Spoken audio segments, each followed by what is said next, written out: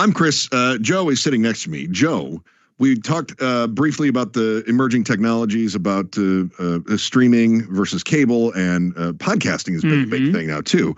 And so I thought, what better way to describe what this means to us as far as the new emerging media technologies than to have on a real life podcast host? Nothing better. So here's what I thought was really interesting is that we looked within the family first, and within the Bonneville family, there's actually a podcast. It's a true crime podcast. This has been incredibly popular.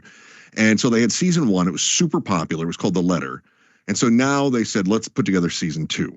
Season 2 just started dropping this week with new episodes. Right. So Amy Donaldson is the host of that. And Amy, I wanted to welcome you onto the program. Thank you so much for taking time to be with us today, because I'm really excited about not only your project, but just sort of what this represents as you're basically the investigation discovery of audio. Is that, that's kind of how I look at it. Maybe not. Yeah, it's a completely emerging type of journalism. I didn't ever even I'm a print journalist by training. I didn't even take a broadcast class in college. So, but yeah, podcasting to me is the most intimate type of storytelling. You can really, for a print reporter, it's a dream come true to be able to tell these stories so in depth and let you hear people's voices and hear them laughing or crying. And like, you can just be there in a way that, video sometimes will detract because people get caught up in what are people doing? What do they look like? And when they're just hearing their voices, they're kind of listening and open. So I think it's an amazing, I've been fascinated with podcasts since I started listening to them in 2014, and now I get to make them. What's that transition like as a storyteller? Because writing a print story is totally different than doing a radio story. It's completely different than telling a story with a bunch of friends on a Friday night. So What's the learning curve on that? Well, basically, I'm in kindergarten. Maybe I'm going to graduate and go into first grade at this point. It's really, I thought writing is writing, right? What's the big deal? Yeah. It's totally different. Thankfully, I have an amazing broadcast producer. So my producer, Andrea Martin, her background is in public radio, and she's been telling stories on podcasts for quite a while. And so I wanted to do a narrative style podcast, and everyone thought I was insane because I wanted to tell one story over, I said 6 or 8 episodes. But yeah, it's really hard because journalism, especially print journalism, teaches you to answer questions pretty quickly and in kind of a format. Like you can surprise people, but you can't surprise them, longer than a couple thousand words.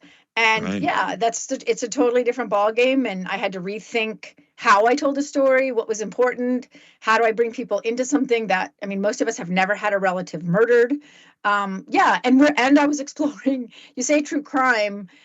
I always say we kind of live in this little space. I don't know if you guys are sports guys, but I spent 20 years in sports. There's true crime that's X's and O's, right? Like it's the play-by-play. Like we're delving into a case. Who did it?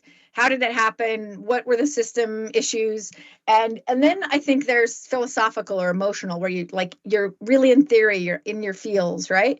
And we try to live right in that little intersection between the X's and O's and the emotion, because I want you to think about things beyond what just happens. I want you to think about it in an existential way, but I don't want you to live there. So it's a really hard place to be if I'm writing a print story, which I'm really good at. But it's been really hard.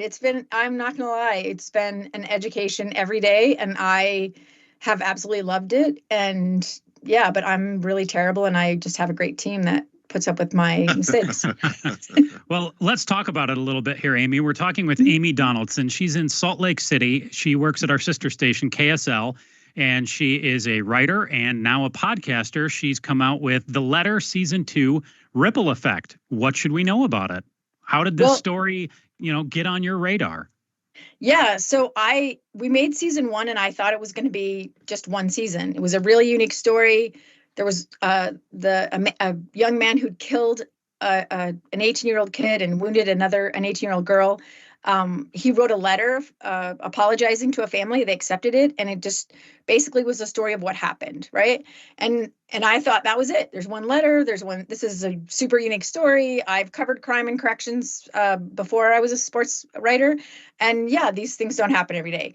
But I got a phone call from a former prosecutor that I hadn't talked to him in 25 years, and I won't bore you with the long story, but basically we found out not only is there a connection between what turned out to be season 2 and season 1, but there's all kinds of other interesting questions about grief and rebuilding your life when something bad happens to you and forgiveness that I hadn't even considered. And so somebody said, well, why are you doing another podcast on forgiveness? And I said, well, there's not just one love story. There's not just one, buddy movie. Like, we look at these things through all these different lenses. And that's really what season 2 is. So it's 2 young fathers. It's a 1982 case, also happened in one of Utah's canyons. 2 young fathers are found dead in a van outside of a really high-end restaurant. And, a 25-year-old guy confesses.